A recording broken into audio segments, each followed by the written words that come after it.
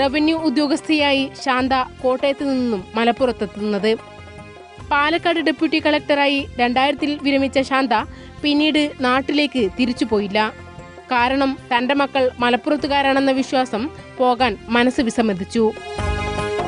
ശാന്തയുടെ മൂത്ത മകൻ കിഷോർ കുമാർ കുട്ടിക്കാലം തൊട്ടേ നോമ്പെടുക്കാനും തുടങ്ങിയിരുന്നു. അതിന്റെ സാഹചര്യം ശാന്ത തന്നെ പറയും.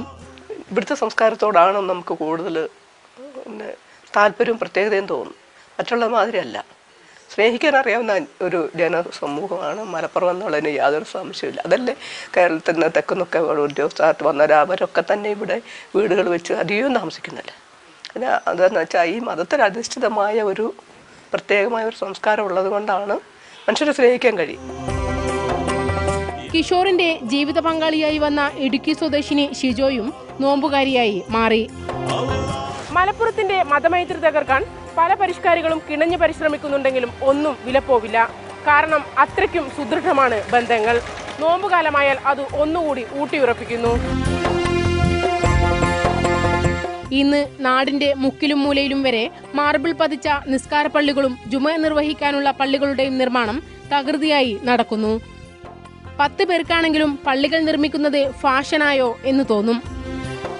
പക്ഷേ പെരിന്തൽമണ്ണ ടൗൺ ജുമാ മസ്ജിദിൽ ഉച്ചഭാഷിണി വന്ന് വർഷങ്ങളായിട്ടും നോമ്പു തുറക്കാനുള്ള മഗ്രിബ് ബാങ്ക് വിളിക്കും മുമ്പ് കതിനവെടി പൊട്ടിക്കുന്നത് 100 വർഷം പിന്നിട്ടിട്ടും നിർത്തിയിട്ടില്ല.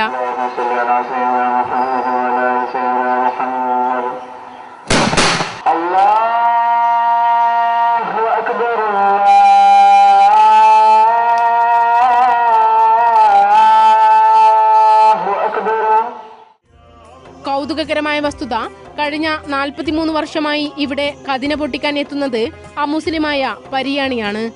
പള്ളിയുമായുള്ള തന്റെ ബന്ധത്തെക്കുറിച്ച് പറഞ്ഞു തീരുമ്പോഴേക്കും പരിയാണിക്ക് കണ്ണീരടക്കാനായില്ല.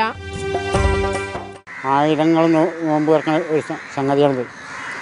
അപ്പോൾ ഞാൻ എനിക്ക് നടക്കാൻ പറ്റുന്നിടത്തോളം കാര്യം ഞാൻ ചെയ്യുന്നതാണ് എൻ്റെ മനസ്സിൽ.